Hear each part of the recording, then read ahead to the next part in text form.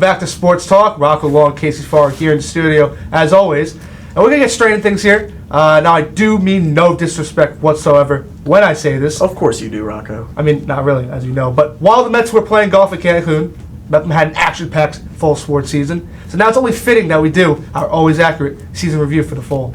Yes, Rocco, how could I forget that Jacoby Ellsbury was playing with them while taking all of the Yankees' money? Anyway, here's Tom Morrow, who recapped the fall season for us. It's the first of 3 seasons here at Mepham High School. The Mepham Athletic fall season was filled with ups and downs. Let's start out on the turf, where the boys' varsity soccer team had an overall record of 5-4 with 6 ties entering the postseason.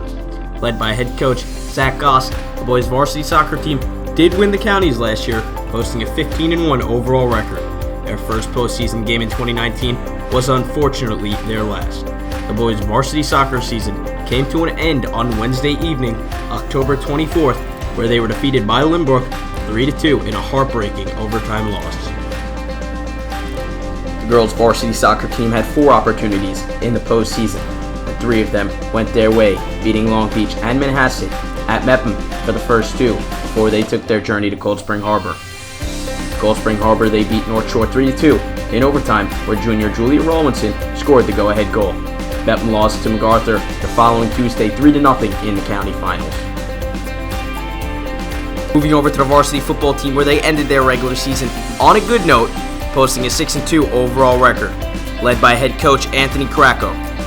The football team had their first playoff game Saturday, November 9th, here at Mepham High School, where they battled against Manhasset and came out on top, 28-7. It's like a flea flicker. He's going to go deep to Dykstra. And Dykstra on it at the 20, at the 10, taken down at the 10. The varsity football team's second postseason appearance was at Hofstra on November 16th, where they fell short 41-20 against Garden City. Let's swing things over to the Aquatic Center, where the girls' varsity swimming team had an overall record of 7-0 and 6-0 in conference. The girls' varsity swimming team had 2 players head to states. Those 2 players were Stephanie Walsh and Riley Freed. Let's head back to the hardwood, where the girls' varsity volleyball team was perfect. They had an overall and conference record of 14-0. This is the first time the girls' volleyball team is conference champs in over a decade. The girls played their first playoff game Monday, November 4th, where they were defeated by Southside 3-0 in the first round of the playoffs. Staying on the hardwood, the boys' varsity volleyball team did make the playoffs with a record of 8-6 as the number 10 seed. The Pirates faced number 7 seed Sewanee on November 1st, where their season came to an end on that Friday night. Sewanee defeated Mepham 3-0, where the boys' volleyball team fell short in the playoffs. Tom Morrow, BMB. Great stuff always by our good friend Tom Morrow. Okay, so we're going to do a bit of a speed run right now about the fall sports season. And, of course, I will go slow, but favorite moment. Off the top of my head, it's got to be Brianna Sayok's goal against North Shore, giving them the victory late in the playoffs. All right, what about favorite team to watch? Can't go wrong with an undefeated team, I would have to say. Girls volleyball. All right. What about who has the most optimism for next season? Going back to girls soccer on that one, they've got a young core, and look, going forward, they're going to be a team to mess with, not a team to mess with. All right. What about coach of the fall season? Give it to Coach Kracko. Getting Mepham football back to Hofstra, always a big accomplishment.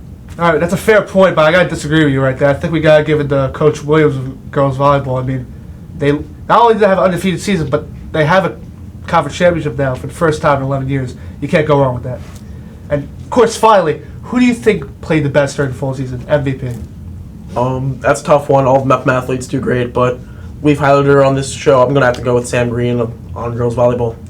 Going to disagree with that there. I'm going to go with Matt Haggai. I mean, he was preseason on Long Island, and he was definitely a force to mess with. He was in on every play in every game. He was healthy all season long, didn't miss one game, not even in the playoffs. I mean, he had a really great season.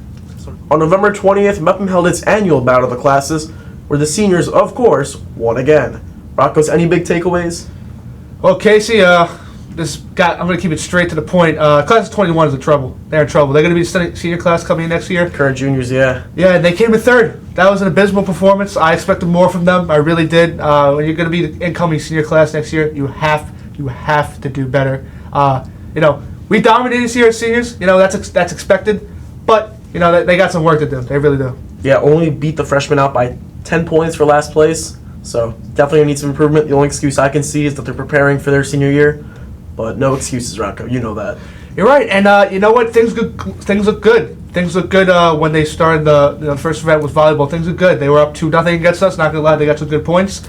But we came back and we just demolished, and that's where it went from there. And speaking of volleyball, Rocco, I'm pretty sure most of us here at the school saw it.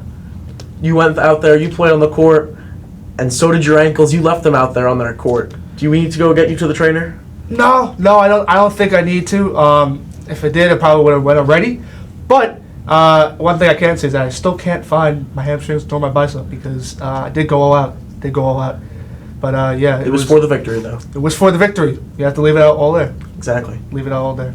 Well, that's it for today's episode. Make sure to check us out on Instagram at B&B Sports for all of our sports content. As always, I'm Rocco Casey Farr here in the B&B studio. Thanks for watching, and we'll see you next time when we're always talking sports.